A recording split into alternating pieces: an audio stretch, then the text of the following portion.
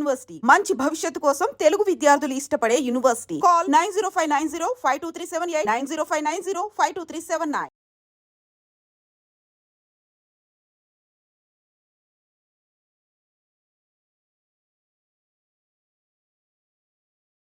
Operation Sindoor నేపథ్యంలో ఇప్పుడు రాష్ట్ర సర్కార్ కూడా పూర్తిగా అప్రమత్తం అయిపోయింది. ఎందుకంటే మనం ప్రస్తుతం ఉంది కమాండ్ కంట్రోల్ సెంటర్ దగ్గర. సో రాష్ట్ర ప్రభుత్వానికి సంబంధించి ఏదైనా డిసిషన్ తీసుకోవాలన్నా, లేదంటే శాంతి భద్రతలకు సంబంధించి ఏదైనా డిసిషన్స్ తీసుకోవాలన్నా కూడా ఇదే సెంటర్ నుంచి, కమాండ్ కంట్రోల్ సెంటర్ నుంచి ఆదేశాలు అందబోతున్నాయి. సో పూర్తిగా ఆపరేషన్ సింధూర్ ఇంప్లిమెంట్ అయిపోయిన నేపథ్యంలో ఇప్పుడు రాష్ట్ర సర్కార్ కూడా పూర్తిగా అప్రమత్తమైన పరిస్థితి అయితే కనిపిస్తోంది. అన్ని డిపార్ట్మెంట్స్, అంటే శాంతి భద్రతలకు సంబంధించిన డిపార్ట్మెంట్, అట్లాగే ప్రభుత్వ ఉద్యోగులు ఎవరైతే ఉంటారో వాళ్ళందరి సెలవులను కూడా రద్దు చేసిన పరిస్థితి అయితే కనిపిస్తోంది. అండ్ అత్యవసర సేవలకైతే మరీ వాళ్లకు పూర్తిగా ఆదేశాలు అందాయి. ఎస్పెషల్లీ హాస్పిటల్స్ కావచ్చు, లేదంటే అనుకోని పరిస్థితుల్లో ఇంకేదైనా జరిగితే ఈ రక్త నిల్వలకు సంబంధించిన వ్యవస్థ కావచ్చు, వీటన్నిటిని కూడా అప్రమత్తం చేశాయి. అంటే రక్త నిల్వలను సంబంధించి పూర్తిగా పెంచుకోవాల్సిందే. అట్లాగే అత్యవసర పరిస్థితులు ఏర్పడితే హాస్పిటల్ బెడ్స్ అన్ని కూడా సిద్ధంగా ఉంచుకోవాల్సిందే. ఇది క్లియర్ కట్గా ఆదేశాలు అందించిన పరిస్థితి అయితే కనిపిస్తోంది. కమాండ్ కంట్రోల్ సెంటర్లో ఒక టోల్ ఫ్రీ నంబర్ని కూడా అందుబాటులోకి తీసుకొచ్చారు. సో ఎవరికైనా ఎలాంటి ఇన్ఫర్మేషన్ కావాలన్నా కూడా పూర్తి స్థాయిలో అందుబాటులో ఉండేలాగా అన్ని సీసీ కెమెరాస్ కూడా కమాండ్ కంట్రోల్ సెంటర్కి అనుసంధానం చేయడం జరిగింది. అండ్ ఇప్పుడు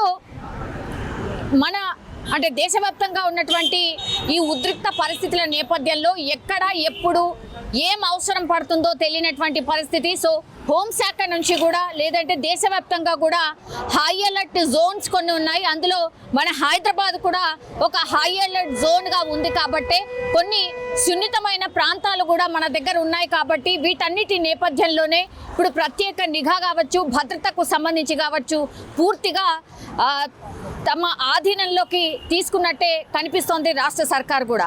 సో సీఎం రేవంత్ రెడ్డి కూడా అత్యవసర సమావేశం నిర్వహించారు. ఇందులో భద్రతకు సంబంధించిన వాళ్ళు కావచ్చు, సిఎస్ అధికారులు కావచ్చు, ప్రభుత్వ ఉద్యోగాలు కావచ్చు, వివిధ విభాగాలకు సంబంధించిన అధికారులందరూ కూడా పాల్గొనడం అయితే జరిగింది. క్లియర్ కట్గా వాళ్ళకి ఇన్స్ట్రక్షన్స్ అయితే ఇచ్చారు.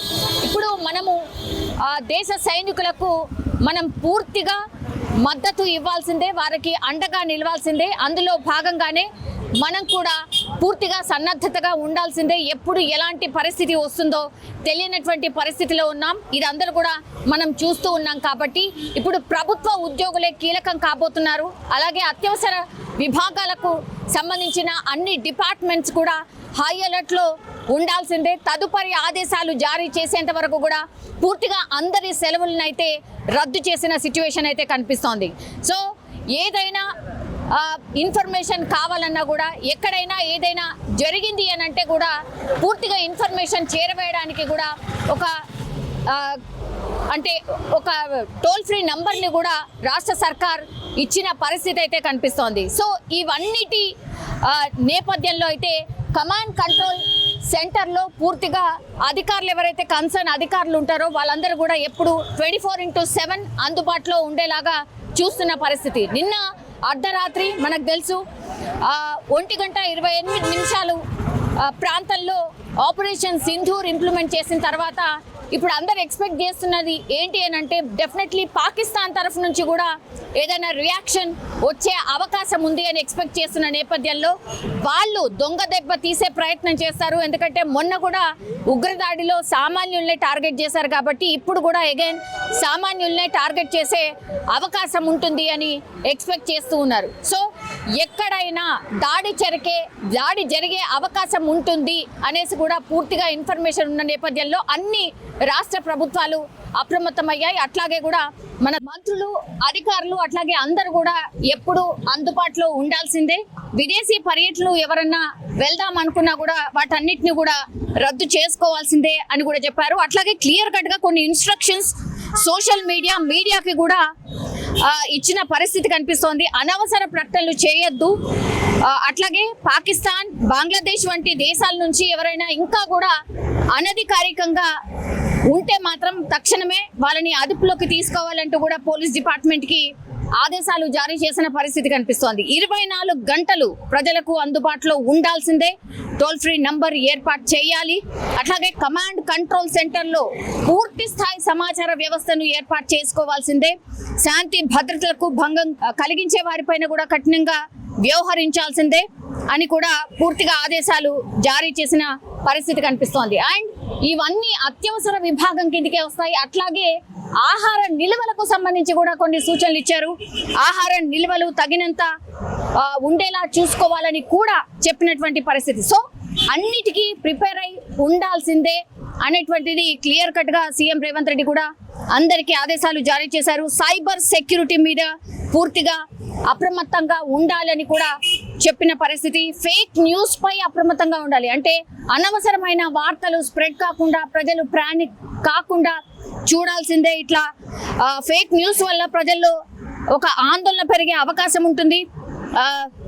ఫేక్ న్యూస్ ని అరికట్టడానికి కూడా ఒక ప్రత్యేక సెల్ ని కూడా ఏర్పాటు చేయాలని ఆదేశాలు అందిన పరిస్థితి. సో ఈ రాజధానిలో ఉన్నటువంటి 3 కమిషనరేట్లు ఏవైతే ఉన్నాయో వాటన్నిటికీ సంబంధించిన సీసీ కెమెరాలను కమాండ్ కంట్రోల్ రూమ్ కు అనుసంధానం చేయబోతున్నారు.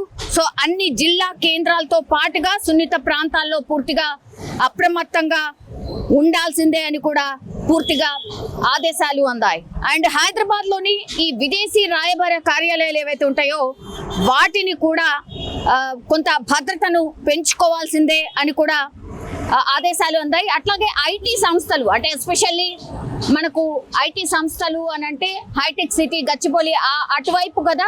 సో ఆ ప్రాంతాల్లో కూడా అప్రమత్తంగా ఉండాలని పోలీసులకైతే క్లియర్ కట్ ఇన్స్ట్రక్షన్స్ ఇచ్చిన పరిస్థితి అయితే కనిపిస్తోంది. సో పాత నేరస్తుల పట్ల కూడా పోలీస్ డిపార్ట్మెంట్ కొంత అప్రమత్తంగా ఉండాలని ఆదేశాలు అయితే జారీ అయిన సిచ్యువేషన్ అయితే కనిపిస్తోంది. సో ప్రస్తుతం ఇది కమాండ్ కంట్రోల్ సెంటర్ దగ్గర ఉన్నటువంటి సిచ్యువేషన్. పూర్తిగా 24/7 కమాండ్ కంట్రోల్ సెంటర్ యాక్టివేట్ అయిపోయింది.